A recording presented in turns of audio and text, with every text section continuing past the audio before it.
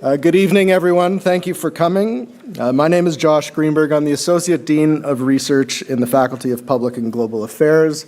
It's my honor and privilege to welcome you to this event, Protecting Democracy in the Modern Age, which is co-hosted by the Clayton H. Riddell Graduate Program in Political Management and the Douglas Coldwell Leighton Foundation for Social Democracy. As we begin, I'd like to acknowledge that Carleton University is located on the traditional, unceded, and unsurrendered territory of the Algonquin Nation. We live in a time of significant geopolitical conflict and global strife, and so it's fitting that tonight's event would address the serious threats faced by democracies around the world, as well as the threats to democratic values, both abroad and closer to home. At Carleton and in the Faculty of Public and Global Affairs, we take these issues very seriously, and we bring our collective knowledge and expertise to bear on understanding and explaining them through our research and in our teaching. Our faculty's core values include building stronger democracies and better societies, improving governance in public policy, fostering informed citizenship, and addressing regional and global challenges. And we are fortunate to have a very distinguished panel of experts with us this evening who will share their experiences, ideas, and arguments about how best to protect democracy. Carleton's partnership with the DCL Foundation to host this event will advance this important endeavor. It's my pleasure to introduce Joshua Bijak, Executive Director of the Douglas Coldwell Leighton Foundation for Social Democracy, who will then introduce our moderator for tonight's event. Mr. Bijak is an NGO management professional and consultant based here in Ottawa. In 2011, after spending several years as the head of stakeholder relations at Queen's Park and director of fundraising with the Ontario NDP, Josh was brought on as the founding director of development at the Broadbent Institute, where he was instrumental in the Institute's growth and financial success over the past decade. Josh was named Senior Advisor to the National Director of Canada's New Democratic Party under the leadership of Jagmeet Singh in 2018. In January 2021, Josh accepted the position of Executive Director of the Douglas Coldwell Leighton Foundation, bringing decades of experience in NGO management and strategic campaign development to revitalize and modernize the operations of Tommy Douglas's charity with great success. I hope you'll please join me now in welcoming Josh to the podium.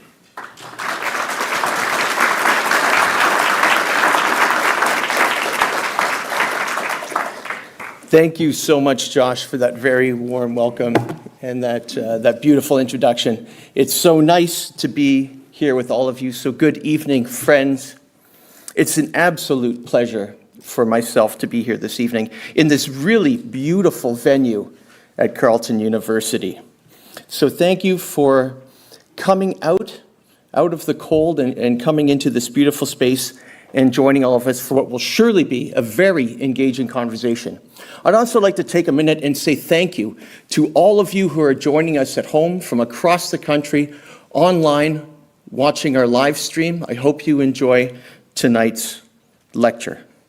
On behalf of the Douglas Coldwell Leighton Foundation, our board of directors, the staff, and the thousands of members across this country, I welcome you to the very first Douglas Coldwell Leighton lecture here at Carleton University. This lecture is in partnership with the Clayton H. Riddell School graduate program in political management right here at Carleton University. The MPM program, as it is known, has become one of Canada's most important educational institutions in our country for producing new and determined, top-notch students ready to take on the serious challenges of today, but also embrace the greatest opportunities within our political system. So thank you so much to the Riddell graduate program here at Carleton University.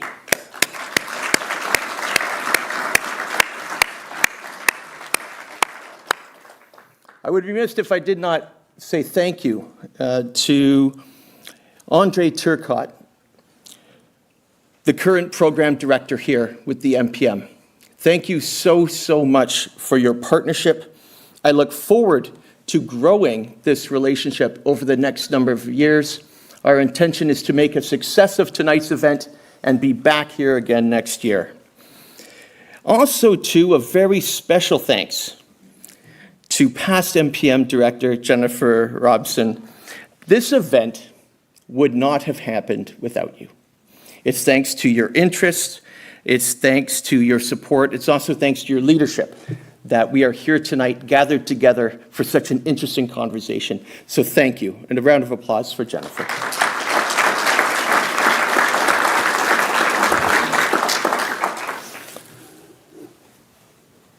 The Douglas Coldwell Leighton Foundation was founded as a charity in 1971 by Tommy Douglas to educate people about politics and about their democratic choices within our system, and to encourage the broader public towards enthusiastic participation.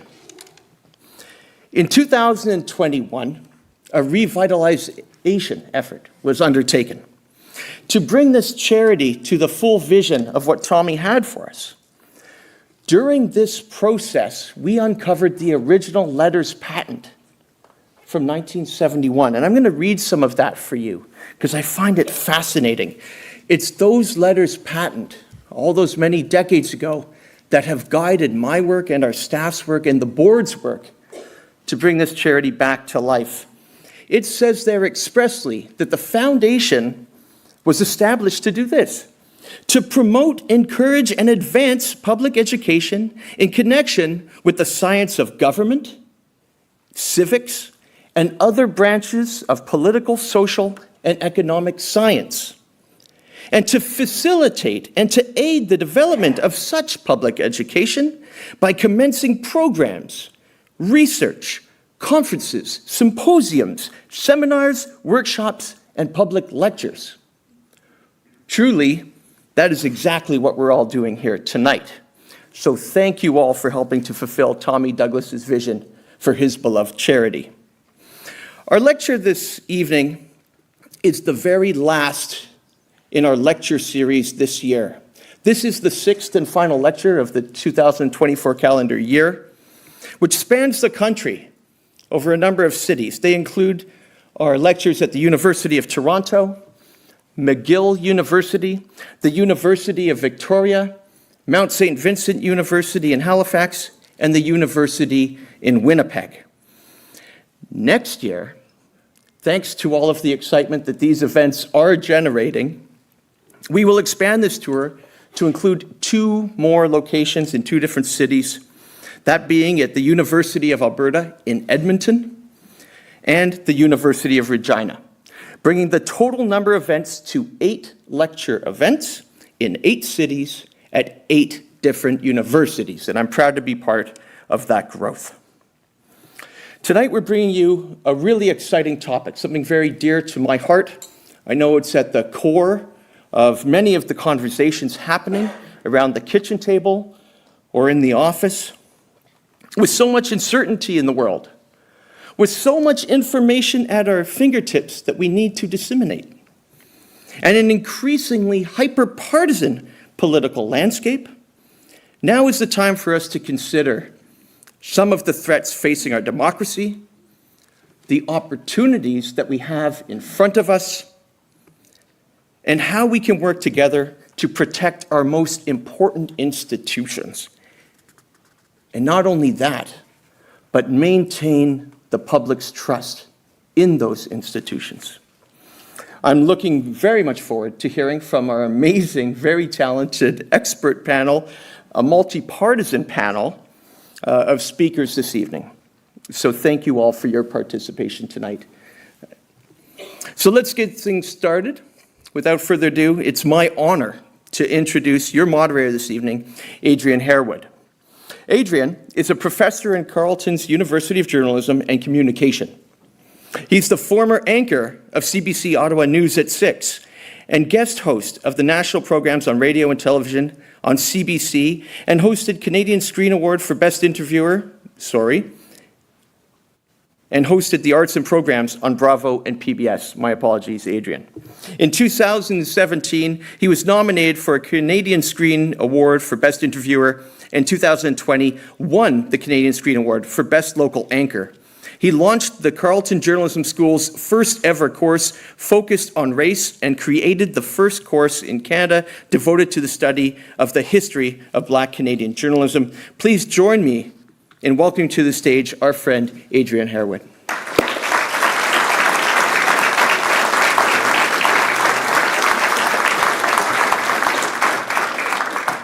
Thanks so much, Josh, for that very kind introduction. Welcome. How are you? Are you okay? Looking forward to the conversation tonight. In the last month, I've had the honor and privilege of being on stage with two of Canada's most esteemed authors and public intellectuals, the Giller Prize-winning writer Ian Williams, and the acclaimed journalist and former host of CBC As It Happens, Carol Off. Both Carol and Ian have new books out. Ian's new book, which is the title of the 2024 Massey Lecture that he's delivering this week on CBC, is called What I Mean to Say, Remaking Conversation in Our Time.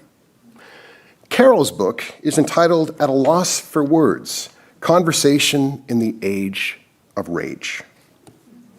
Both books are odes to conversation. Both, I think, speak to the fraught moment we're in. Both speak to the need for conversation, for civic dialogue. They both speak to why tonight's encounter is so important. In recent years, political discourse, always rancorous, has become ever more acerbic, vicious, and hysterical.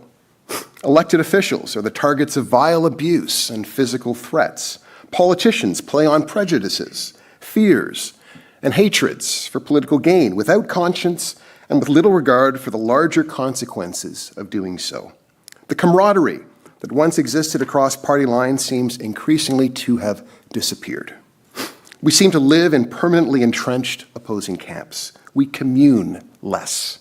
We are angrier with each other more. Conversation, as we all know, is a critical element of a functioning relationship. It's the glue that holds relationships together. When things break down, and all of you know this, and couples stop having conversations, stop talking to each other, it can be the cause of tremendous strain and stress. If the lack of conversation becomes chronic, it's inevitable the relationship will fall apart. Indeed, few relationships can survive prolonged periods of silence. A good conversation requires mutual respect and the ability to listen deeply. If you want to have a good, productive conversation exchange, you need to pay attention to what your interlocutor is saying. It's how you build trust. The title of tonight's event, Protecting Democracy in the Modern Age, is unsettling, and indeed begs the question, how could it be that our democracy needs protecting? How did we arrive here? All the chatter in the newspapers and media platforms would suggest that many of our democratic institutions and indeed democracies around the world are in crisis, that the liberal democratic project's future is uncertain and maybe in the balance. An increasing number of ordinary citizens seem disenchanted with how our democratic system operates. They've lost faith in the ability of many of these institutions to operate as they were intended. They no longer believe democracy as it has been constituted can deliver the proverbial goods. Many are alienated from the democratic system altogether and have chosen to withdraw, to not participate. They want something different. It would seem that we live in an era in which many of the democratic norms that we once took for granted no longer obtain, no longer seem certain, no longer seem secure. This seems to be a time of foreboding, a time of lamentation, a time of bewilderment and concern. But perhaps we need to look at this moment as a moment of possibility, an opportunity to reconsider our relationship with democracy. Perhaps this gives us an opportunity to ask some very basic questions. What is democracy for? What is democracy's value? Whom does democracy serve? What is the kind of democracy that we're trying to protect and indeed trying to preserve? What kind of democracy do people need? What does it mean to be a citizen in a democracy? To quote from tonight's program, public trust in democratic institutions is essential to our system of governance. Trust requires that governing institutions are responsive to citizens' needs, but it is also shaped by the degree to which values of openness, integrity, and fairness are upheld by those institutions and the people working in them. The New Yorker magazine writer and McGill University graduate Adam Gopnik has written that, quote, democracies are fragile because they depend on competing parties accepting common norms. Democracy relies on compromise. The restoration of democratic norms requires building a new consensus. We need to accept the oscillation in power and point of view. Any country is prone to democratic breakdown. If democracy is to have a future, we need to come up with ways to talk across the lines that divide. We need to have exchanges with those people with whom we vehemently disagree. A democratic architecture needs to be erected that can win the consent of people whom you may personally despise, but with whom you have to live in community because they are your neighbors and your fellow human beings. Now, more than ever, we need civic dialogue. We need civic bargaining. We need compromise. But in order to do so, we need conversation. And that's what we're going to do tonight. And we've assembled quite a panel, quite an extraordinary panel to have that conversation. And I apologize for my cold.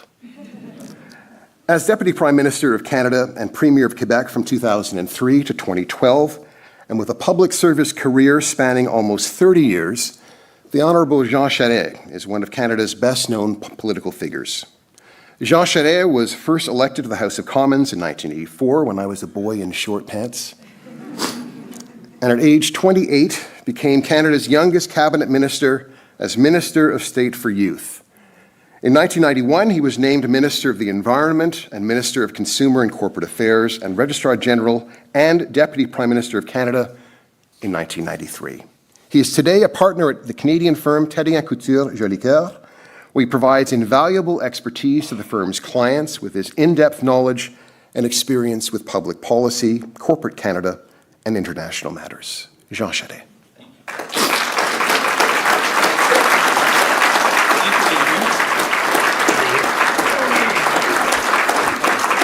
Megan Leslie was the Member of Parliament for Halifax for 2 terms, during which she served as Deputy Leader of the Official Opposition and in critical roles for the NDP in housing, health, and the environment. She is now the President and CEO of the World Wildlife Fund Canada. Please welcome Megan Leslie.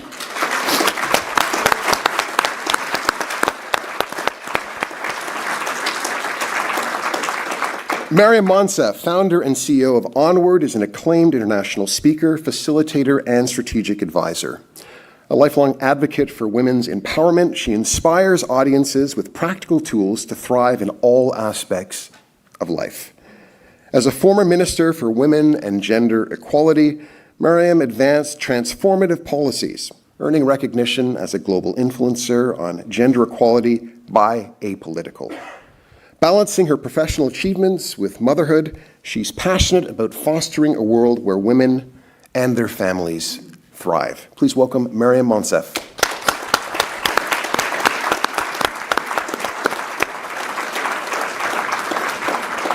And finally, Jonathan Malloy is a professor in the Department of Political Science here at Carleton University, where he holds the Honourable Dick and Ruth Bell Chair in Canadian Parliamentary Democracy. He is the author or editor of 7 books, including The Paradox of Parliament, and he's currently the president of the Canadian Political Science Association. Please welcome Jonathan Malloy.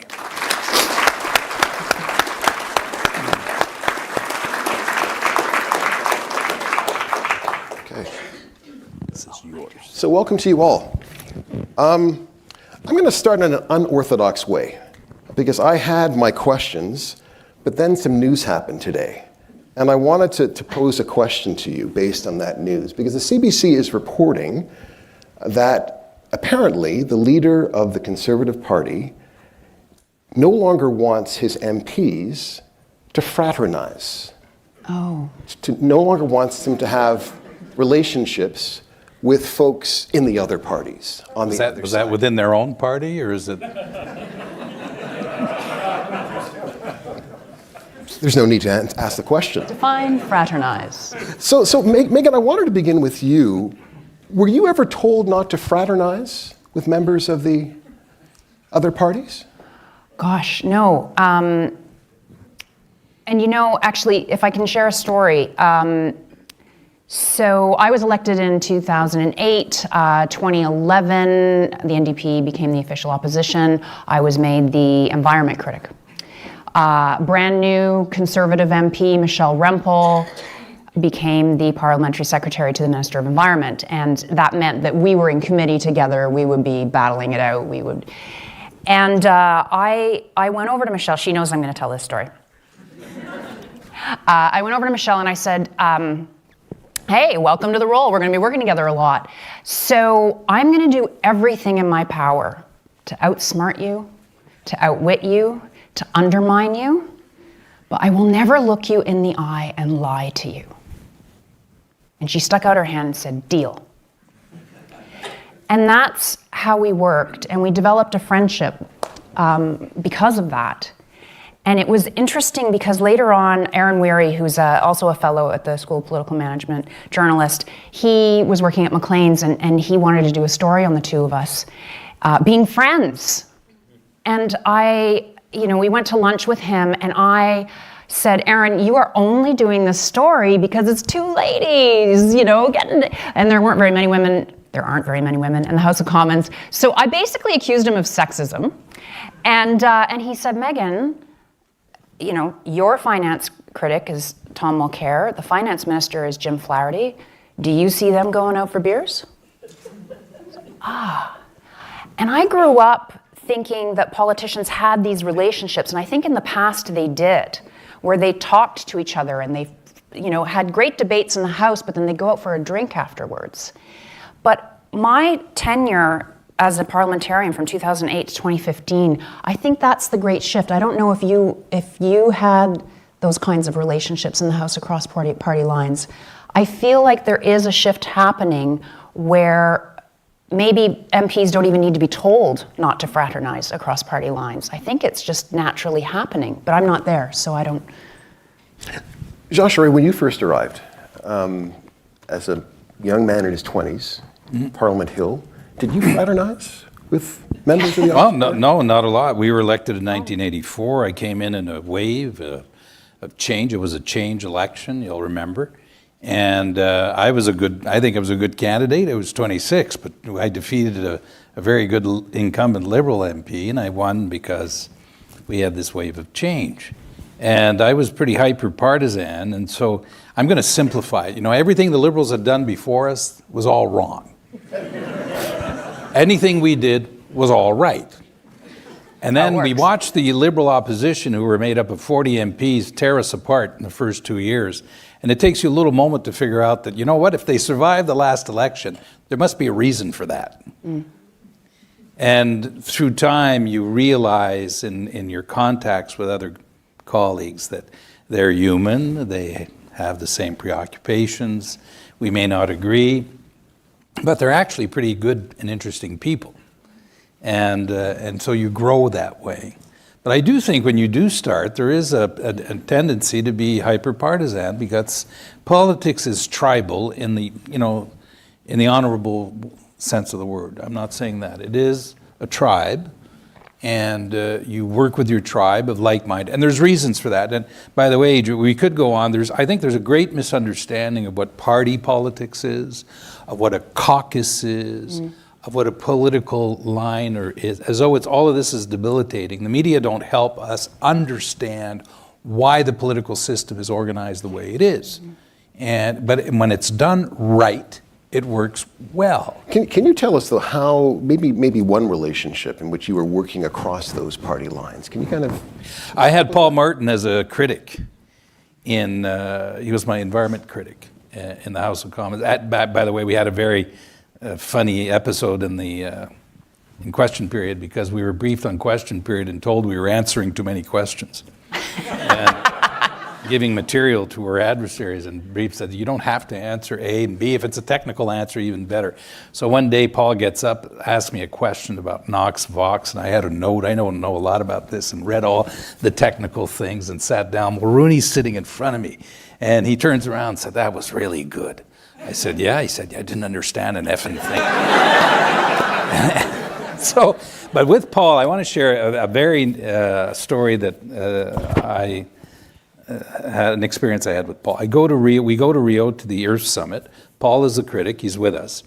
Paul approached me and said, and I hope he won't mind me telling this. He said, my father was a minister, almost became leader of the party and prime minister. He said, and he had never seen sort of the inner workings of government documents. And could I attend your briefings? And so for 2 weeks, Paul sat in, and I remember telling my officials, Paul Martin's going to sit in on our briefings. They were, well, you can't do that. There's 4 of us and 5, very early in the morning. He saw all the documents. He could read them. He saw everything. He criticized me vigorously during the summit. But he and I got along very well. He was very, and again, he was never complacent, by the way. He wasn't as though I'm not, but that's the kind of relationship we had. And I liked him. I thought he was pretty good. Mm-hmm. Maryam, when you arrived in Ottawa, 2015, how would you describe the nature of your relationships with the folks on the other side, in the opposition? Well, that's an interesting question, Adrian, and I see that one of my former team members is in the audience. I arrived in Ottawa having been an activist who decided to put her name on a ballot for the mayoral race in Peterborough, not because I thought I was going to win, but because I didn't believe the incumbent should run unopposed. And nobody else wanted to run. So I was like, oh, I guess it's me. And I came very close to winning. And soon after that, I got calls from various progressive parties saying, run for us. So then, and Megan did call, and she's a big reason I did find the courage to put my name on a ballot again. I didn't think I would win. I did win, and certainly never did I dream that upon winning a seat, I would then be appointed to cabinet and become the youngest person at that time to be appointed, to be the first Muslim to be appointed to the federal cabinet, to be the first Afghan in parliament and around the cabinet table, and to be given the hot potato of a file that was democratic institutions at the time. So I actually came to Ottawa thinking everybody wants to work together. And my job, as I understood it, was go build those bridges and look for consensus. And I learned the hard way that not everybody wants to collaborate to get things done, that in fact, there are political calculations that say, hey, if she fails, they fail, and we look better. And I would learn that lesson the hard way over and over again. And certainly I did on the democratic reform file where we needed to have other parties on board. But it wasn't until a few years into my time in government that I learned that certain relationships across not just different party lines, but between the two houses, Senate and the House of Commons, could be really helpful, particularly for advancing causes that support women and diverse folks and folks who frankly have not been well represented in these institutions. But it took learning the hard way that not everybody wants to be friends, not everybody wants to work together, to understand that I had to be very discerning about who I trusted in that place. But I was never told not to fraternize with others. In fact, I was encouraged to build those relationships. Could you give us an example of one relationship that produced a positive change? One relationship across party lines that you think was productive? So during my time as the women's minister, I learned very, very quickly that I needed to find one thing to focus on or else I wouldn't get anything done. And in conversations with women's leaders across the country, as diverse as they are, it became very clear that my job would be to advocate for them and for the sustainability of the women's movement in Canada. Those organizations, though they do essential work, were starved, and many are still in scarcity mode, but I took it upon myself to advocate for them to have funds to build their capacities beyond an election cycle. It seemed tangible, it seemed like the right thing to do with the right government around Me Too, so the timing was right. But had it not been for effective pushing and prodding, both behind the scenes and in question period particularly from, I will say, my colleagues in the NDP, I don't think that we would have been able to push it as far as we could, to get as much funds as we did, to support women's organizations across the country. And because of that collaboration, though we didn't plot behind closed doors, having scotch and cigars, that we were going to do this, though I think more women should. We need to find our equivalent of scotch and cigars, open to ideas. But that decision and that alignment meant that when COVID hit, those women's organizations who were going to be the first place that some of the most vulnerable women and children in our country would turn to, they had a bit more capacity than they would have otherwise. So that kind of collaboration actually ended up saving lives. Mm-hmm. Jonathan, we know that I don't think John Diefenbaker had much time for Lester Pearson. They weren't actually bosom buddies. But I'm wondering, in that era, did parties work in a more collegial fashion than they do today? Or were things fundamentally different in the 1950s and 1960s as compared to the 2020s? But that's a great point. And I was actually going to think about Pearson and Diefenbaker, who to all accounts hated each other intensely. And I think that's an issue that I think we're always trying to grapple with, is how we can understand the past. Because it's no doubt, as you said in your introduction, things are pretty bad these days. They look pretty bad. There's particularly the lack of civility, lack of respect. It's very concerning. But I think we also start thinking there was a golden age back then. Everyone used to get along and stuff there. And as you said, no, if we look at the 60s, the minority governments of Diefenbaker and Pearson, the leaders hated each other.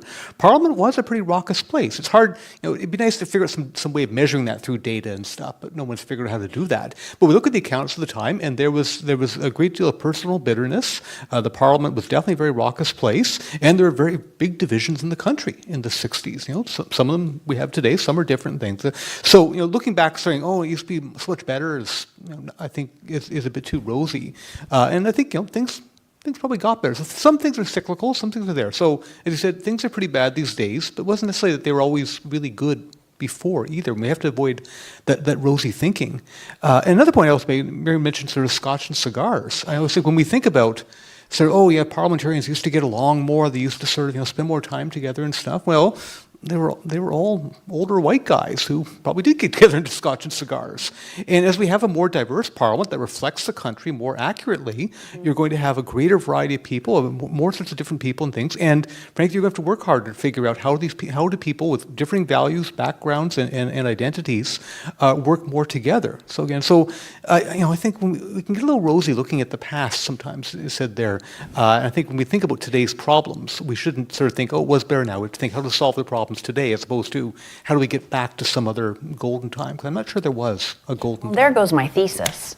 Jeez. But Jean Charest, clearly something has changed, right? Because it seems as if things are much more toxic. And yet I remember the 80s. I remember the Rat Pack. I remember John Nunziata and Brian Tobin and Sheila Copps. I remember John Crosby and the way in which he responded to Sheila Copps. How old are you, Adrian? I'm old. You remember John Crosby? Lie down, Sheila.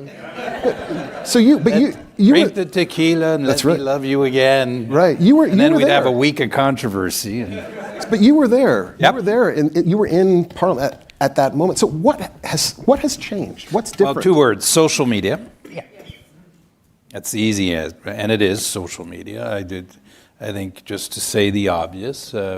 There are a lot of people who have found a place to go who before may have been more constrained by social norms. They now find like-minded people, and they feel they have a license and to express themselves and to talk and to say. And it's It's exacerbated. It's not that they weren't there before, by the way. We shouldn't make the mistake. It's not as though they did. But now they have a place to go and a permission and sort of a license to speak. So that's a big part of it. You know, in this last American election campaign, the Wall Street Journal had an article saying that the number one source of media now, most influential in the United States, it'll probably be the world, is YouTube, podcasts on YouTube. More than this election has marked a decline of mainstream media, and that's where people are going, Adrian. So that's changed. The other thing I would refer to is that, and which is as old as ever, and it refers, Jonathan, to Diefenbaker and Pearson, is that the leaders do set the tone, and the caucuses and everyone and the party will follow. And they have the leaders have a special responsibility. And Josh, we were talking about our institutions. We are fiduciaries of our institutions, including our political parties, by the way. If you understand your job correctly, you lead a party, you are a fiduciary of the party, you're a fiduciary of the institutions, you don't own them. And if you understand your responsibility, you are responsible for them, and your job is to return them or hand them over in better form than they were. So you're saying that the leaders model, they have to comport themselves in a particular kind. How did Mulroney and Turner comport themselves as leaders? Well, they were, and we're not, by the way, we're not, in French we say, on n'est pas des enfants de chœur. I'm not a choir boy. You go back in my own career, there's a lot of stuff I said and did, and there's stuff, if I had to say it again, I wouldn't say it the same way. And if you've had a substantial career, by the way, in Paul, chances are that's happened. Only those people who are insignificant never say anything. What's one thing you regret that you said? What's one thing that you regret? I don't want to return to that. Some of it is very But bad. what's one thing, when you look back, what's one thing that you wish you had a second try, a second go at, that you should not have said? That you can think you... I remember doing a debate with Raymond Garneau at Sherbrooke University on free trade, and here's someone who was a senior member of the Liberal government of Robert Bourassa, and really a statesman, and does not deserve to be treated the way I treated him in a debate on a university campus. How did you treat him? I was arrogant, and I look back on that, and I recognize, and I apologize. What would you tell your younger self? I would just tell myself to listen more and to not be as partisan, and to be respectful of others, and to understand that democracy isn't about mathematics. Democracy isn't about counting the votes and saying, you win, I lose. It's about listening to the other side. You are not always right, they are not always wrong. But that takes time, Adrian. In fairness to those who start, that has to build. But I want to return to the leaders. It's the leaders' responsibility to pass that on and educate their caucus and their parties and their members to that. I don't want to go on too long. I had three people in front of me in the National Assembly. I had Lucien Bouchard, who I had not talked to in 9 years when I returned to the Assembly because we had a falling out during Meach. 9 years. Then I had Landry, then I had Marois. I had Landry, then I had Boisclair, and then I had Marois. 4 leaders. Lucien and I had a little respect for Lucien. And every day I'd come down at question period, and but there's a few times I called Lucien on very complicated issues. I remember this was one about children, and they were autistic, saying, Lucien, I'm going to ask you this question. And I'm calling you now because I'd like us to have an informed exchange. This is important. And I knew it was important to him and me. And so by giving him, no one, it wasn't done. You tell the other person the question you're going to ask. But you know what? We got a good answer and a better outcome.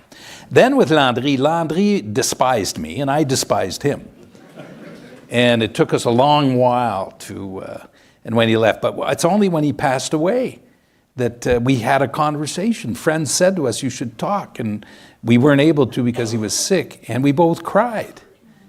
And when he passed away, his family calls me and says he wants you to speak at his funeral. Can I ask you something though? Why did you cry? Because I felt that this was a moment of reckoning, like old generals who a moment of truth, a moment of reconciliation, a moment with someone who deserved better from me, and he from me than the way I saw him, and he vice versa. It's as though we wanted to embrace each other after all these years. And then I had Boisclair was another thing, but Madame Marois and I, very, very bad relationship. The point I want to make in this, well, we did. And in the end, the relationship between the leaders in a parliament determined the whole tone, everything. Now that's true from Diefenbaker all the way to today. If they are able to get along, Mulroney was very partisan, Turner was but we knew Mulroney talked to Turner. We knew that Mulroney had a great deal of respect for Mr. Broadbent. And we knew they talked to each other. And from time to time, something would pop up. You'd say, well, what's happened here? And they had talked to each other. So, but the leaders, and whatever the environment you're in, social media, no social media, they're the ones who are the first ones accountable. And if they understand their job correctly, they're going to behave. And the last thing I'll tell you, if they don't, they should be called on it. For example, I think Donald Trump's mother has a lot to account for. Something went wrong.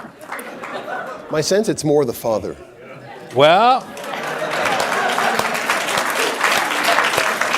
I come from an Irish family, and there was both, I'll leave it at that, Joe. Megan, leadership matters? Oh, yes. I mean, 100%. But at the same time, I can't blame them in some ways in this particular moment. And Why not? well, what do we expect them to do? Right? We have a 24-hour news cycle. Every word matters. Every word gets reported on, maybe not by the shrinking media space, but by someone, by the YouTuber. They're under constant scrutiny. And I'm going to bring up something a little esoteric, but hey, you are at a lecture on protecting democracy on a Wednesday night, or is it Wednesday? Yeah. Wednesday night. This is what you're here for. So I think there are ways that we can support our leaders and support our parties to do things differently with simple changes to legislation. Nerdy, yeah. When I first got elected, there was the per vote subsidy. So a party gets a certain number of votes, you get a subsidy for each vote. And I would knock on doors and people would say, hey, Megan, you're going to do okay. So I'm actually going to vote for the Greens because I want them to get my vote subsidy. That's not the greatest argument that I want to hear, but people would say that to me. Or I would knock on doors for candidates in by-elections and they'd be like, I don't know if I'm going to vote. I usually vote NDP. And I'd be like, come on, you got to go out and vote because it helps us build, right? Maybe we don't have a chance here, but it helps us build. And so we were rewarded for getting the vote out. We were rewarded for promoting democracy. And with the taking away of the per vote subsidy, leaders must raise money.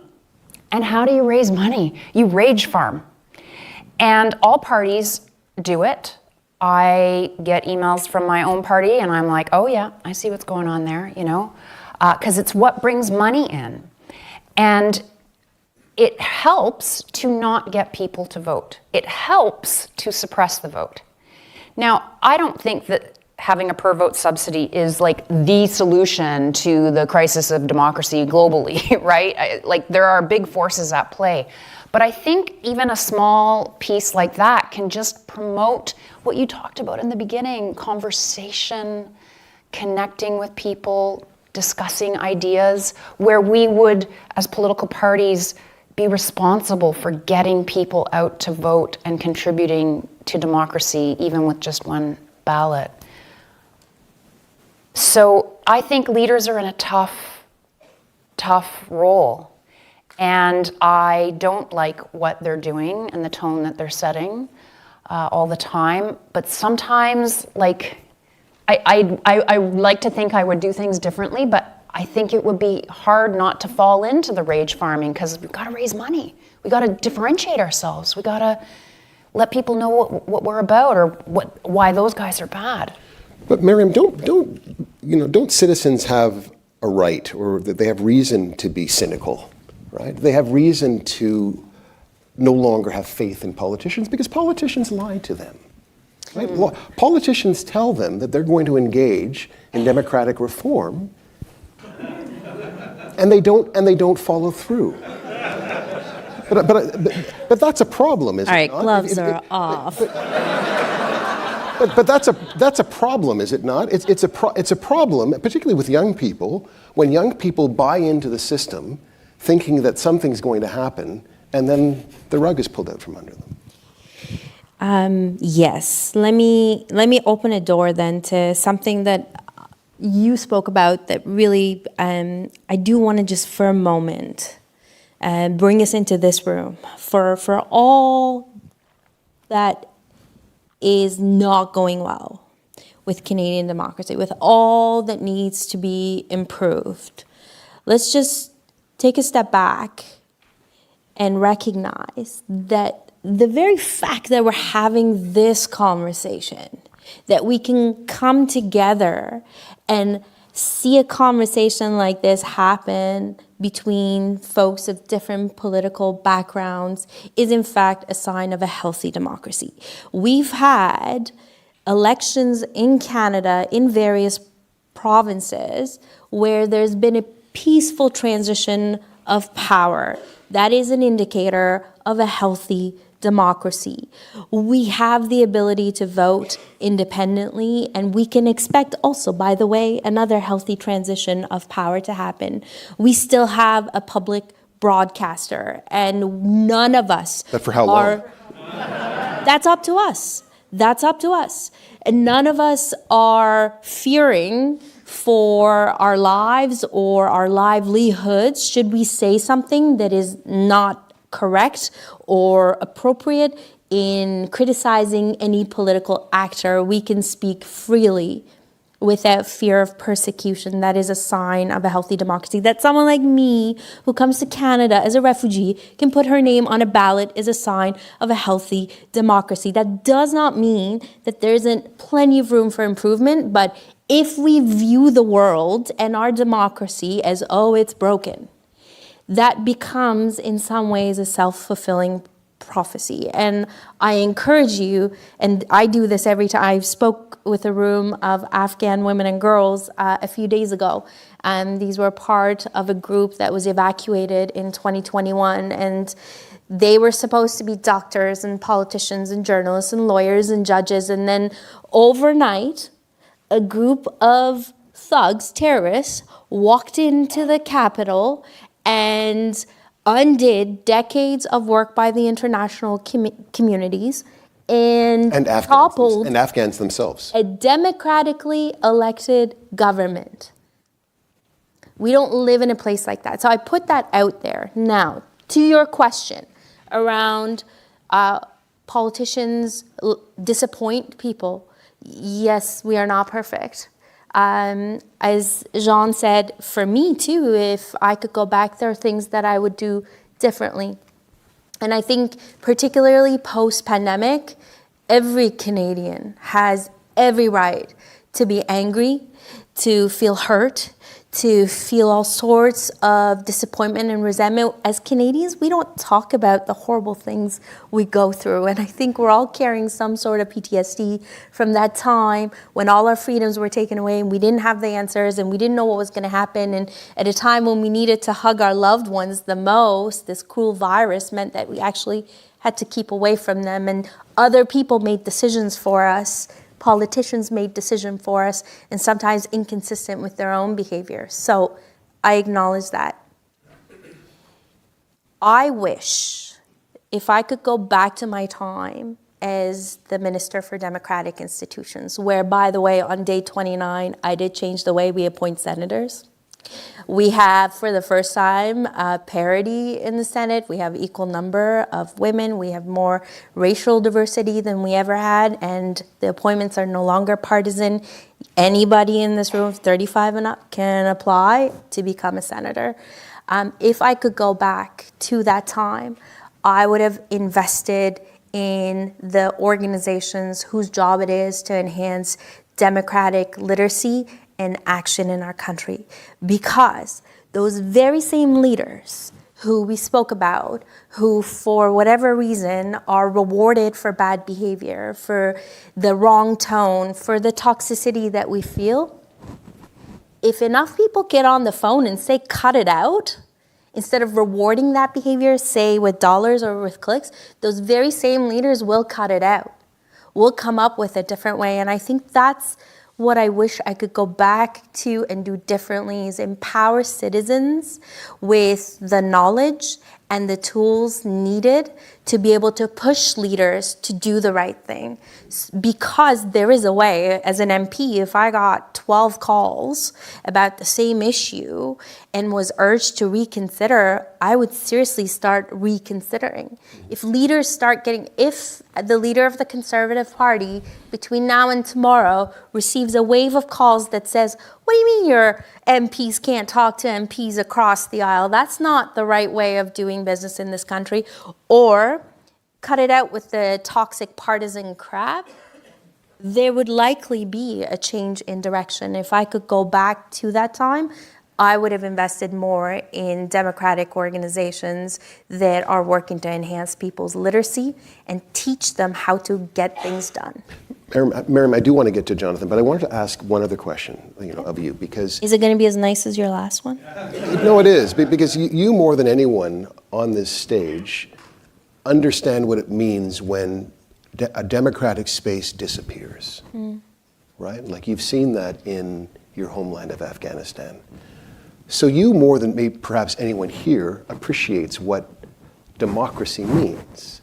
So maybe you can just articulate for us, what is the value of democracy? Because we're seeing studies being done that young people are actually moving towards autocracy, right? They actually can contemplate, they're actually thinking that perhaps an autocratic regime is preferable to a democratic one. Make the argument. Oh, almost as nice as your last question. Democracy is a gift.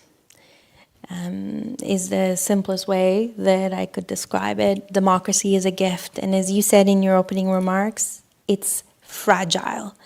The best that I understand it is use it or lose it. It's a two-way street between those who get elected and those who put them there, but it's use it or lose it. And it's not just what happens in an election that matters and the day after the votes are counted that matters. Actually, what matters a lot is what happens in between elections. And I think in encouraging particularly women, young people to get involved, we forget that part. That, okay, so there was an election and maybe you didn't get your candidate elected. Or maybe there was an election and you did win. Hurrah, but the work actually begins now. And so not only how we hold those who get elected to power to account once they get there matters, but how do we support those who we believe in, who we knock doors for, who we raise money for, who we stuck our necks for and said, you go and you do this and we got you. How we support them in between elections really matters. Because you know what happens? When people like me get elected, there's like a big party and we've broken glass ceilings and hurrah, congratulations. And then you're in it. And you're in it in Canada and in so many places and institutions not designed for people like us. In fact, institutions designed to keep us out. So part of being democratically engaged and literate is recognizing that our institutions aren't perfect, that they're designed to push out some of the people that represent those who have those ideals, who have felt left out. And so, making the argument for me for democracy is really about, if you are someone who's interested in putting your name on a ballot, do it. I highly recommend it. It'll be the hardest thing you ever do in your life. And there will be so many reasons not to do it, but it's totally worth it. And if you're someone who's encouraging, particularly women and BIPOC plus folks, to put themselves out there vulnerable in this particular day and age, then you take it upon yourself to support them, to write op-eds, to go to their office and say nice things to their teams, to call out crap on social media, because the absence of strong voices that push back against the pushback for different people being elected, it just means loud, angry people take the stage. And that's when we all feel like democracy is broken, which is not, because in Canada, we have the benefit of one of the healthiest democracies in the world, and all we can do is protect it, and we protect it by protecting those we like in there, not just calling out those we don't like. And yet, Jonathan, more and more people seem to be saying that democracy is broken, right? More and more people seem to be falling out of love with democracy and seem to be open to the strong men that seem to be arising around the world, whether it's the Rodrigo Dutertes in the Philippines, whether it is the Viktor Orbáns in Hungary, whether it's the Donald Trumps in the United States. So what do you think is going on that's causing this kind of wave of anti-democratic, more authoritarian leaders taking center stage? It's a big question, because you're seeing this worldwide, and so why is this happening in different ways? And often there's different, perhaps for more localized reasons for things there. I think if I want to pick one big reason, it's economic insecurity. I think, particularly, and certainly in Canada, people are concerned about the affordability of life, the affordability of housing in particular, the job prospects for young people. People feel very economically uncertain, and they feel very uncertain about their future. That shows up in polls and stuff, and you can find that certainly, I think, internationally there. And so that's when they start turning to more radical solutions. That's when they start looking for scapegoats, and that's when you start turning to autocracy, to fascism, etc. Because someone's got to be blamed. First of all, you have to find a bad guy or bad person or something there, and you say, we've got someone who can just cut through all this and be decisive. We don't have time to talk and back and forth like that. I want someone to lead and that will do things for me and sort of says the things I want to see.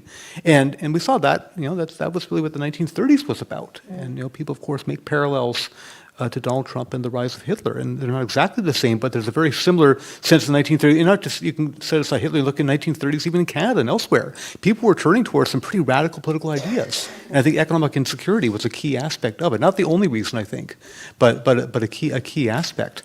And then that's difficult to address, because we've got, there's no quick fix to affordability, to housing, to things like that there. There's maybe some things we can do there and so on. But it's very difficult. I think those are some root causes that people have. And it's hard to say to people that, you need to be, listen to different voices, be more democratic, support things that when people are thinking about their economic future, about their kids' future and things, and they say, I don't have time for that. I don't have time for that there. So it's like, internationally, we're seeing this in different countries. You use Hungary, Philippines, different countries. We see this. And again, I think there may be some different factors there about the nature of the way the world is changing, et cetera, there. But economic insecurity, I think, is at the heart of it. And unfortunately, that's hard to fix easy. It's hard to address. But I think that's a key aspect. Jean-Charest, what do you say to those people who argue that the Liberal Democratic project is passé, that it no longer delivers the goods that people need to survive and thrive in this world, to fully realize their potential, that politicians like you have failed large swaths of the population who feel alienated from the system? Well, Churchill had a good instinct when he's invited people to compare what the alternative was. And one of the things I find disturbing and striking is that there are a lot of things in our lifetime that we have taken for granted and that we cannot take for granted anymore. One is a war in Europe. I was born in '58, so I'm one of the late boomers and didn't experience that, but certainly in my lifetime that was a big part of of what we learned about, and I always assumed there'd never be another war in Europe.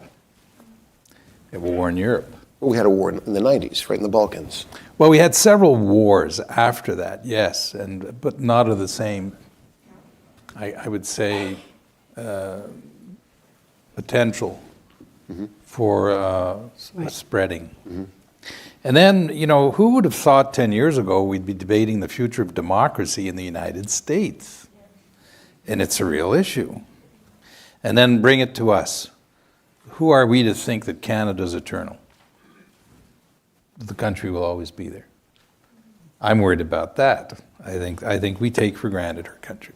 And the things we take for granted, we don't pay attention to, we don't nourish, we don't. And Canada's a country that's an internal construction that needs to be nourished, needs to be, we need efforts to have a common vision, and I don't see that happening. Now, What's worrying you about the system as it stands right now? What's worrying? What are some signs that cause you concern? well, I think I'd say generally there's difficulties. Governments are having difficulties responding to what people's angst and needs are because the system can be fairly rigid. Look at our healthcare systems across the whole country.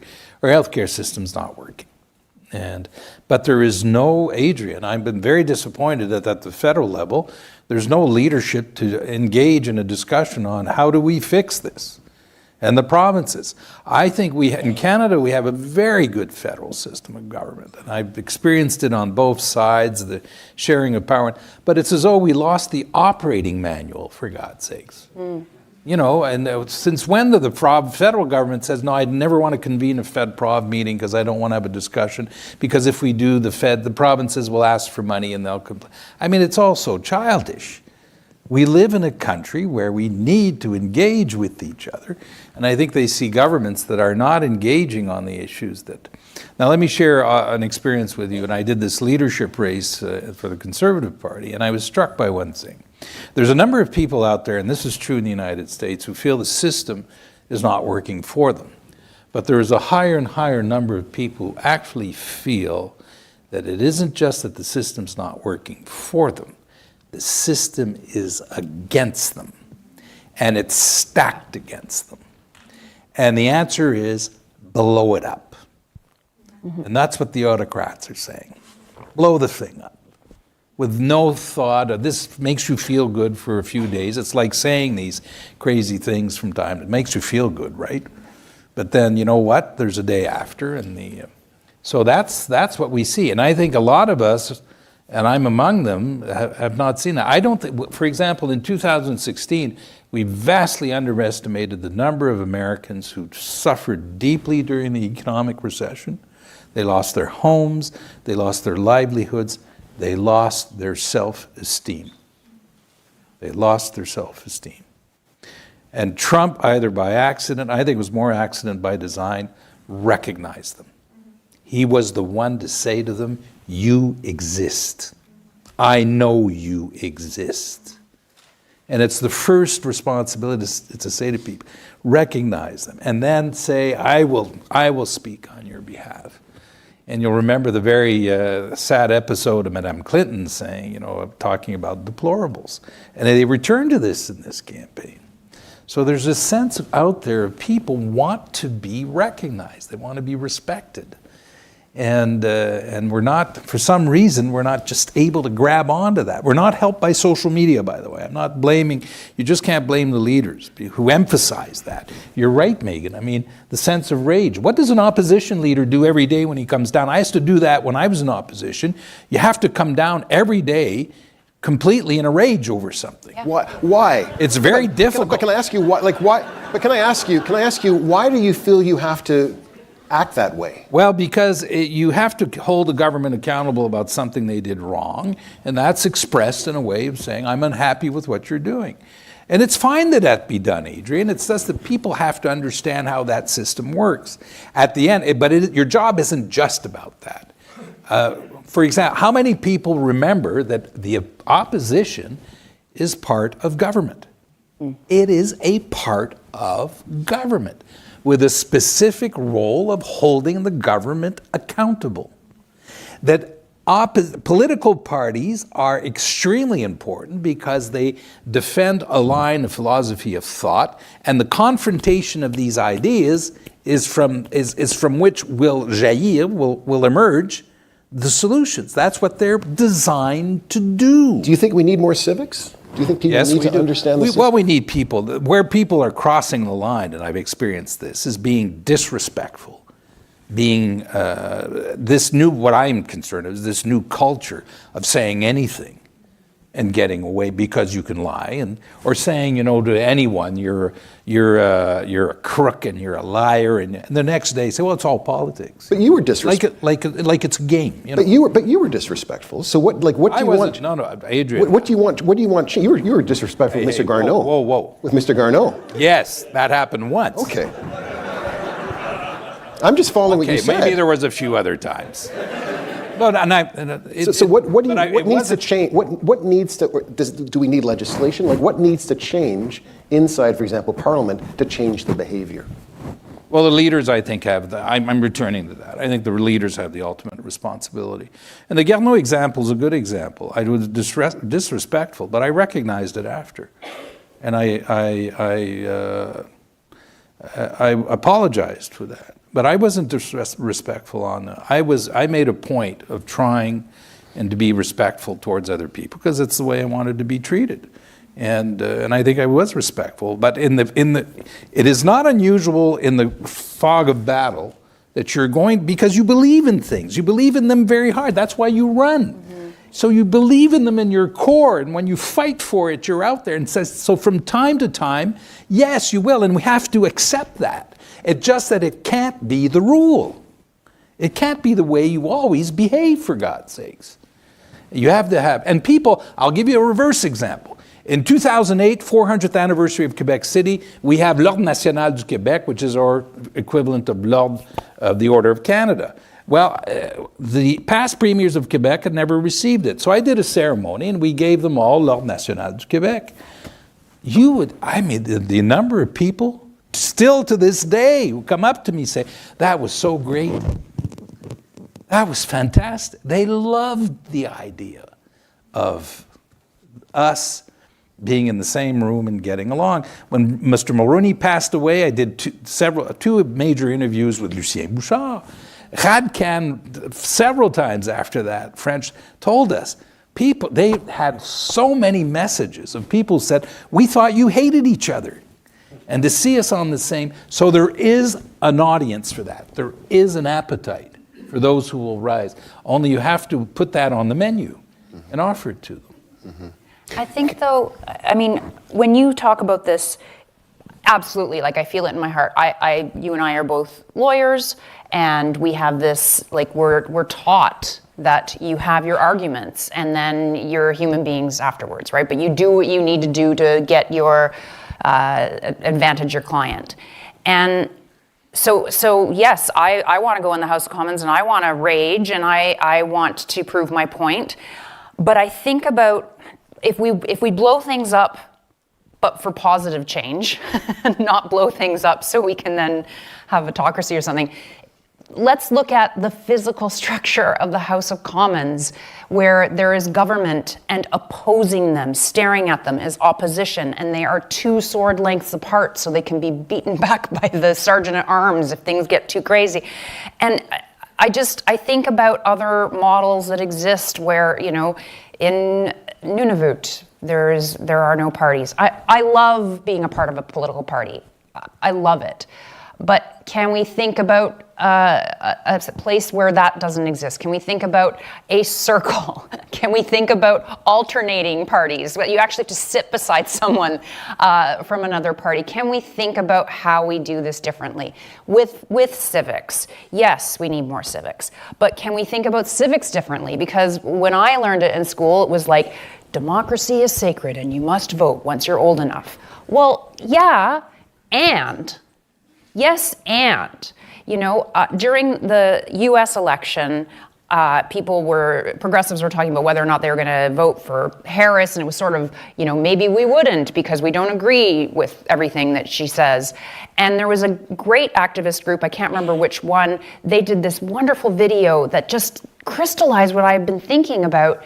They said, we're going to vote for Harris because we're going to choose our adversary.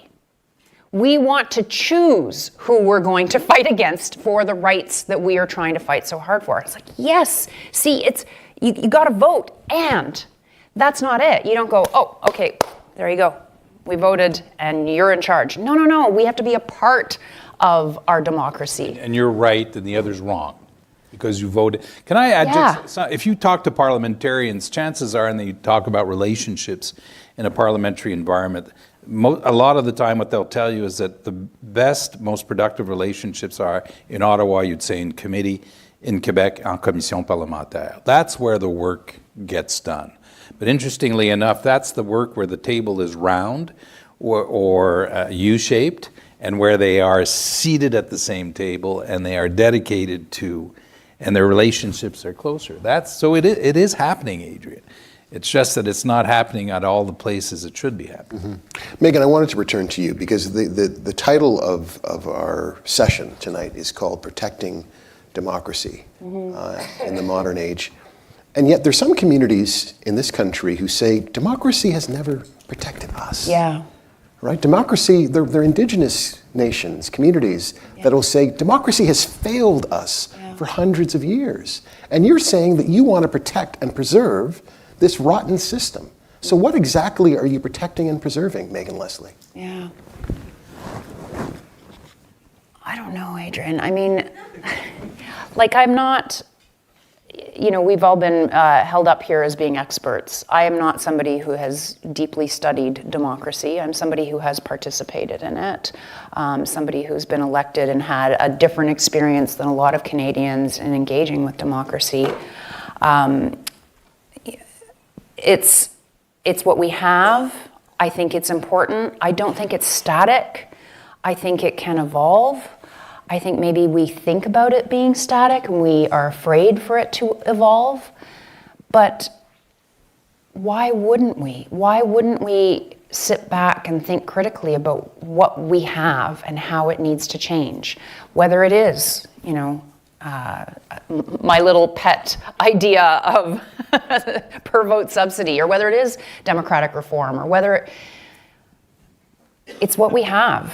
And I do think that we can shape it the way we need to shape it. We're just choosing to, we're falling into the black and white right now. We're falling into the right and wrong. We're falling into the it's this way or that way. And I think that democracy can be messier than that in a beautiful way. I don't really, this is why we have Jonathan on the panel. I don't know that I have answers on how to protect it. I just know that I want to, I feel it in me, but I want it to be something different than it is right now. I want it to protect people. Jonathan, taking Megan's lead? There's only instant solutions. But I think I'll go back to what I said earlier, that I think we have to keep things in perspective about that there wasn't necessarily some golden age that we want to return to, there's not different reasons for our disagreement, things there, and there's no one thing that got us to this place, and so there's no one thing that's going to get us out of this. I'm kind of cynical about civics education. I think for us in the panel, for anyone who came here tonight, probably civics education was a fun thing. You probably really enjoyed it in school if you did it, etc. But the evidence is that it doesn't really have a great. So that's a polite way of saying they're nerds. I think if you saying? showed up here tonight, and certainly if you're sitting here, yes. But I mean, but I think the issue is, so it's one solution for sure, but certainly it only resonates with a certain amount of the population, and it's difficult to sort of think, like Megan pointed out, the per vote subsidy, which was brought about 20 years ago, was running for a while, but one party got rid of it because they didn't need it, and they realized they could rage farm and profit more from it, and so there are all these different solutions and things here, but unfortunately, there's no one simple solution. But I like to keep things in perspective. I think about, there are a lot of big challenges going on, but first of all, we can each in our own way to take steps toward that, and we can all try and, I think, promote a greater dialogue. Because when you look at actual polling data and things, people often show high cynicism towards government in issues, but people aren't necessarily as divided as you might think. I think politicians reflect the public. Politicians are there to try and represent the public, to try and mirror things there, but by their nature, they have to accentuate differences. That's why the opposition leader has to be angry every day So what does the data say then when it comes to? Well, it shows different data there, but it shows that most people are driven by similar concerns. I said, cost of living above all else, and the economic uncertainty about their future, etc. In the U.S., you find some. Even in the U.S., which had such an incredibly divided election, people don't necessarily disagree as much as you might see from the total stark polarization in the two presidential candidates there. But people also think people don't actually disagree that much, but they have trouble articulating what they want as solutions. And what I'm saying is that if you talk to different people off the street, they often have basically similar concerns, so on. But then they often have some different ideas about the solutions and stuff, and the different candidates, polarization there. But the actual basic concerns are somewhat similar. And so if there are ways that those can be addressed, and again, there's no simple way, there's no simple solution, that is one way to try and bring people together, to encourage them to support politicians and candidates that are not toxic, even if they do disagree strongly and represent different values there. But again, there's no. I'd love to say there's a simple solution or a technique. There's 1,000 sort of individual things like per vote subsidy, different sort of technical things there that can move us in a different direction. But again, I think we have to keep perspective. It wasn't one thing that brought us here, and there's not one thing that's going to get us out of here. Mm-hmm. Yeah. Jean, you've made the argument that there needs to be less centralization of power. Yes. Within parties. Can you elaborate on that? There's different reasons for this. One of them is this 24-hour media cycle, and so to be able to master that requires a great deal of centralization and effort in the middle, in the center, to be able to communicate, respond in a timely fashion. And that has built up the centralization. That's one of the factors that has contributed to building up the centralization of power in the Prime Minister's office, the Premier's offices, and their teams. Others have to do with a willingness of control. When we were dealing with for example, the Harper government, his ministers had very little leeway to conclude agreements. It always had to go back to the centre and the PMO. And we thought after the election of Mr. Trudeau that we would return to more of a cabinet style where they each have their mandates. It was worse. It was it all controlled in the PMO. And why is that bad for democracy? It is bad because you're depriving yourself of the expertise, the voices, and the advice and the professional advice you should get from an independent public service like the one we have here in Canada. You're depriving yourself as a prime minister or a leader of the advice of your ministers, and you're concentrating power in a few hands, which is always a thing you should be very guarded about. There may be extreme circumstances or circumstances of an emergency, of a crisis, where you need to do that, but otherwise you should be able to, in a parliamentary system, any other, have the ability to have teams and have that constant loop of feedback.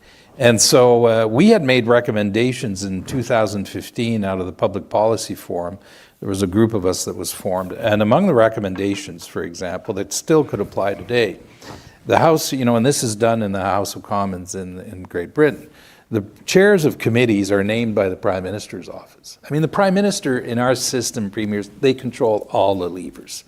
They name the ministers, parliamentary secretaries, the chairs of the committees, the deputy ministers, the whole thing. If they choose to abuse that power, they can do it very easily. If they're wise and they're moral, they'll. Now, the chairs of committees are named by the Prime Minister's office. In other parliaments, Adrian, they're elected by secret ballot within the House, which gives them legitimacy. It gives them more autonomy. They are elected for the duration of the House.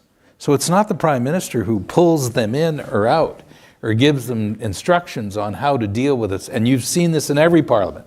You get a blow up on the majority parliament side and the majority members of the government close the debate down in committee, right? Mm-hmm. I don't care which, it happens in any single parliament, But don't we actually fake vote? Fake vote. I'm trying to remember. Like we go in and we're like, oh, who's going to be the chair? Yes, well, right. I'll vote for you. It's a fake vote, right? It is. It's all. Why do we accept that? God. Well, because the caucuses are completely dependent upon the will of a prime minister that can name you minister, parliamentary secretary, name, unname, and control. So there are simple things that we could do now that would give Parliament more autonomy and a richer environment, and to give them independent budgets and allow them to do their work. So those are things that can be done. There should be more structure to the independence of the public service. We are, and I'm going to say something that most people don't care about, Canada is a country that does well because we have an independent public service that is competent. You're in the right town. You're in the right yes, town. And I'm not just going to play to the room, but it is true. Good countries that succeed have a good independent public service. Now, it may be overbloated. They have all their issues, but you know what happens. But you need that. And if you don't, and we're lucky we do. The other thing I'd add, Canada's been lucky in some ways. We've had continuity in government. Now, I want you to think back to free trade, to the debates on the GST. I was in the 93 campaign. Mr. Chrétien was going to scrap the GST. He was going to do away. But let me share a secret with you, and I've been there. Good governments break bad promises. Good governments break, and my experience, parties don't make promises, Adrian, because they're dishonest. I've been in a lot of campaigns. I made commitments because I really believed I could do it. I don't go in saying, hey, I'm going to lie to Megan and, Yeah. You don't. But when you get in and you have the full advantage of knowing what exactly it is, and you change your mind, the art of politics is doing the right thing and being able to get away with it. Chrétien did that on the GST. He did the right thing and he practiced the art of politics but we had continuity. If you get governments who come in who constantly undo what the other government does, you're not going to reinforce the country. The art of moderation is also knowing when you have made a mistake. Yeah. And I've made a mistake because I went long. And so I genuinely apologize for that, because I believe that there are people here who had some questions, and so I went over time, so my apologies for that. And I'm wondering if we could accommodate a couple of questions. Is that possible? Because I know that we're running out of time. So there's a question here, and there's a question back there. Yes, ma'am. So first over here. Yeah. Good evening. My name is Richard Hayter, and I'm here to represent the I can take it here. Building and Construction Trades Council, who are here as a sponsor. And we are a democratically managed organization. But am I correct in saying that within all of the world's governments, only 8% are recognized as being democratic institutions? That's the figure I have. Jonathan, And do you want to take that question? 8% of all governments worldwide? No. That's a bit low. But I'd have to see the criteria to say it like that. Yep. But I think it's factual, but I don't see it being supported as a real fear that we're losing the hold on that valuable commodity of a democracy that you've been talking about this evening. that's basically what we're focusing on here, is that democracy is not, democracies can fall. And I don't know what the number is in the country, in the world, but it is fluid for sure. It's not always a baseline going up for sure. And that's, I think, the big premise we're trying to remind ourselves of here. Adrian, can I just add, there's backsliding. I don't think it's 8%, frankly, but there's backsliding. And there's something during the evening, every time we hear the word democracy, I think it's important that we arc back to what is it that we're talking about. Democracy is an expression of freedom. That's what it is. It's one of the expressions of freedom. That's why, so it isn't just the technicality of who wins it. If you lose democracy, you're losing freedom. That's what is at stake. There was a question back here. Yes, you. Yeah. And then over here. There's some people over here. Okay. Yes.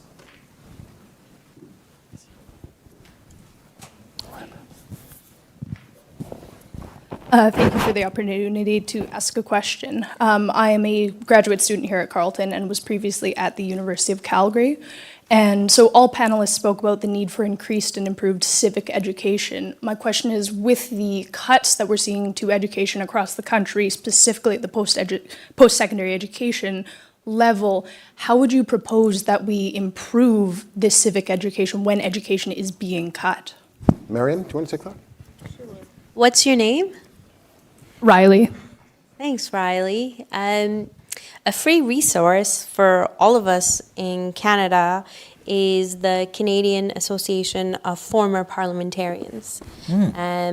We all get way smarter after our time in politics, it turns out, partly because we're not in fight or flight mode, and partly because we've seen some things. And in Canada, there are close to 1,000 former parliamentarians at the federal level who are thoughtful and wise, and stateswomen and men who are ready to impart their wisdom. And that is for anybody who's looking to convene or not just talk about, here's democracy in Canada, you should vote, but here's how shit gets done and here's how shit does not get done. I would highly recommend the Canadian Association of Former Parliamentarians as a resource for you. They'll speak to the reality and the authenticity of the experience of a decision maker. And let's say the goal is to bring in basic income, right? And there will be people who can guide active, engaged citizens on how to go from idea to here's how you can make it a topic of conversation during upcoming elections. Okay, over here. I'll take that for a second. Right over there. This gentleman in the glasses, right up here. He was next. Yeah. Hi. I'm a PhD student in the Department of Political Science here, and I think made a great point about, in 2016 in the States, what maybe drove Trump's election victory was the lack of dignity and kind of loss of economic well-being in the States. But this isn't really like a new phenomenon. I mean, Dr. Malloy, maybe like Karl Polanyi and Talcott Parsons wrote about this in the 1940s, about Germany and Italy. It's the same pattern that happened back then. And I think you guys all have great discussions about improving civics and how we behave with each other in politics, but a lot of these people in the 40s and 30s and in 2010s and 2020s, a lot of their issues stem from lack of dignity. It's lack of economic prosperity. So at least from my perspective, I don't know if this is a question, but I'm concerned as a researcher that maybe we don't talk enough about the source issues, whether they're economic or political, that are fueling a desire for populist politics. Okay. I don't know if you folks have on that. Jonathan, do you want to take that? Well, I'll take it briefly to say, I agree, as I said, at the end, economic insecurities, to me, is the single biggest. I said earlier, there's no single one reason, but I think that's key, and I think no one's ever going to call me a Marxist scholar, I think, but to me, there are some really fundamental aspects there, because that's what people are motivated for. And they said people will turn to autocracy and think, hey, if I can get a job, if I can look after my family, if I can buy a house, whatever, well, who cares who's in power? Who cares like that? So I think, and those are very real human things there. So as I say, there's some very fundamental things going on beyond any one leader or any one political trend. Okay, ma'am. Hi, I'm Laura Peck. We teach a course in a university on misinformation, disinformation, and as you know, Mr. Charest, people will say terrible things about politicians or people in public life or even your neighbor. So any advice on how to handle misinformation, disinformation, so that we can protect democracy and get along with one another? Jean? Laura, Barry, that's a very, I don't know how do you deal with disinformation in this era of social media where there is a widespread of, places where people can go and obtain information. And I just think you have to answer as much as possible. And you shouldn't, you're set as a rule to not allow this to go by without offering a response. And just as a general rule, and challenge it. So, and hope that people will listen. But it is quite concerning to see the disinformation circulate and how much it is acknowledged and received by people. It's bewildering. I think it's one thing to be disrespectful, as Monsieur Charest referred to earlier, in some of our conduct. It's a whole other ballgame to be hateful. And I think that's what separates perhaps the good old days where statesmen and stateswomen were honorable in their conduct. And today, as Megan said, too often that hateful rhetoric is rewarded. Something that I hope to see more of, particularly as 2025 begins. For those who've been silent on social media platforms over the past, say, 4 to 8 years because we just don't want to get into a debate with that annoying uncle in wherever who just does not want to talk reason and wants to be loud and angry all the time. Something we all have the power to do differently is to not be silent anymore and call him out. And it doesn't have to be shameful and in public. It could be through a direct message. But the more we allow for that bad behavior and that hateful rhetoric to continue, the more normal it becomes, and the less we're going to see decent humans putting their names on ballots or going into the public service where they can make a difference. And I see that in my work every single day, where young women who were little girls when I was getting started and were going to be the prime minister someday and we're going to make a world of difference today are saying, why the F would I put myself through that? Look at what happened to her. Look at what happened to them. I don't want any part of that. I'm choosing a different path in life. And that is the opposite of protecting democracy. So misinformation, disinformation, call it out. But it's the hate and the vile things said that actually leave scars that turn a whole generation off the work that we are talking about here tonight.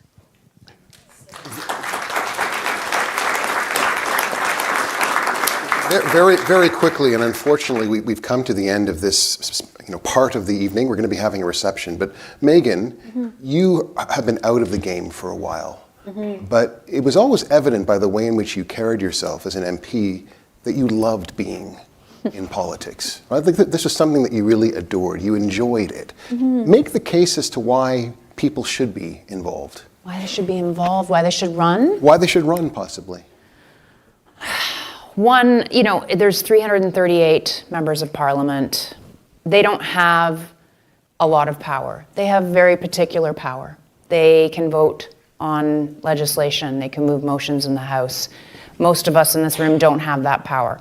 We have a different power. We have the power of community. We are in constituencies, whether they're a constituency of geography or of interest, and we have the power to shape this country. But those elected officials, they do have that discrete power. And don't we want someone good in there? So choose your adversary, right? This might not sound like a reason to run, but in choosing your adversary, think about, who you want to see up there. I would love to see, a young, dynamic, passionate Afghan woman who's a refugee to Canada with a completely different perspective on Canada than I have.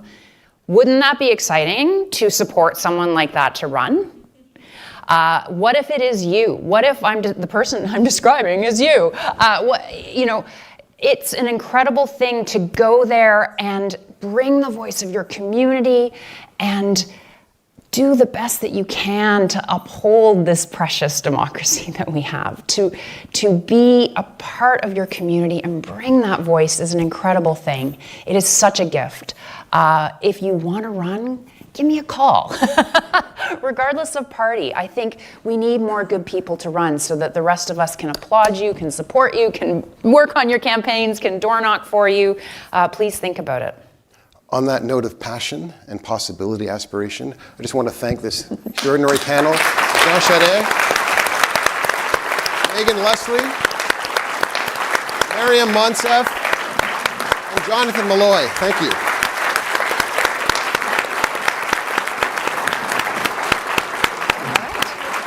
There you go. Thank you so much, Adrian, for that really job well done. Can everybody please give Adrian a round of applause?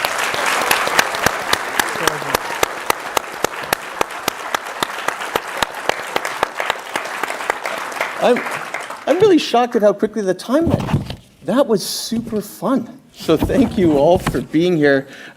Jean, thank you so much for telling us those stories. Those anecdotes they're gold. I know that all of us were looking forward to some of those inside stories. That's the fun stuff. Thank you very much, Megan, for your insights on leadership and the roles that the leaders play in the parties.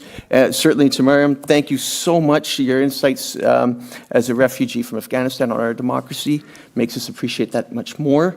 And how we really do need to understand how fragile democracy is and that we should not take it for granted.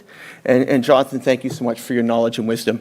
You really brought this panel together. I think you were very helpful to our moderator as a grounder, as somebody who could ground the conversation back to exactly where we needed it to be. So thank you all for this panel. This is like a once-in-a-lifetime panel. So thank you so much. Before we conclude, I do have some housekeeping.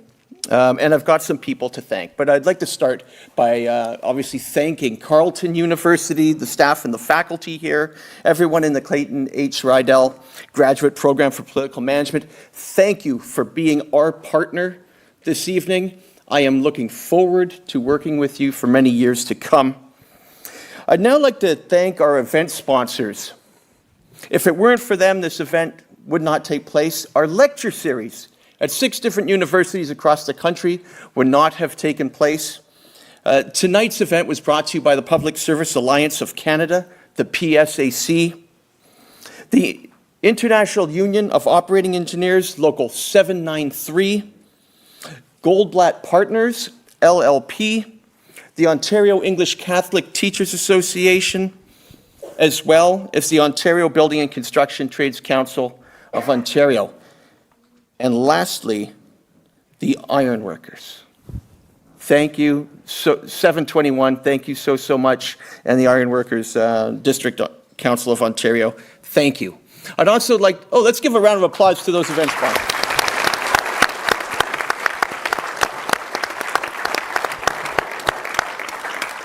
I'd also like to thank our annual sponsors. These are organizations who fund us annually so that we can do all of the work we do.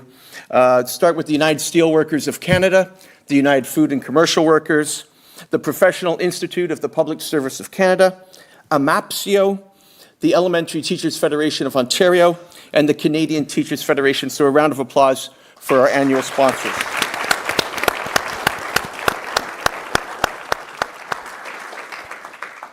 There's a person here tonight who I'd like to thank as well.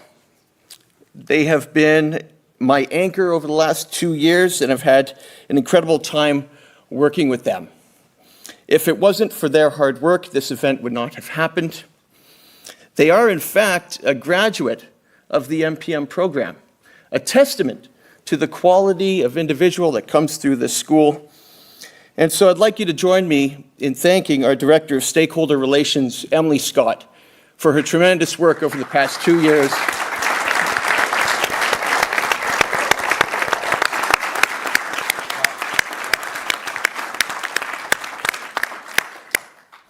I'd also like to thank Cora St. Pierre, the Graduate Program Administrator, for organizing all the logistics tonight, along with Casey Larocque, our event manager. If it wasn't for those two individuals, nothing would have gone so well, so thank you to all of them. Let's give them a round of applause.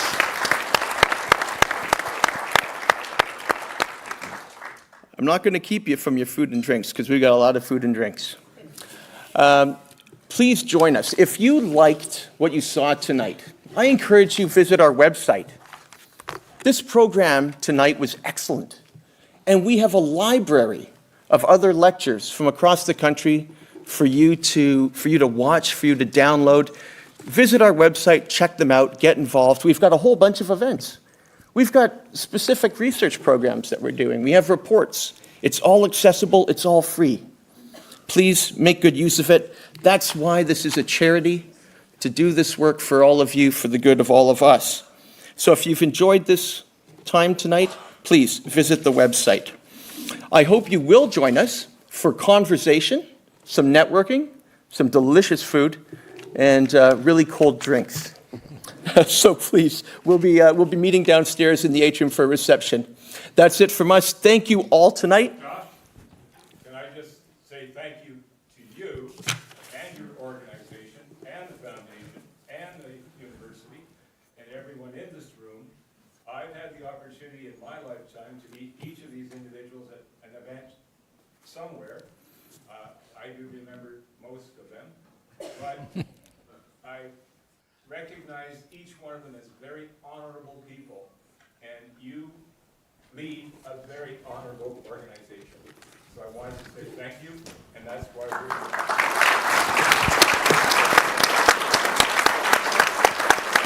Gosh. That's never happened. Thank you very much, Richard. That's never happened. Thank you. That's never happened. Okay, so I look forward to conversation with all of you. If you have more questions for the panelists, questions for us, please join us in the atrium. Let's go have some fun. To everyone else, get home safely. Good night.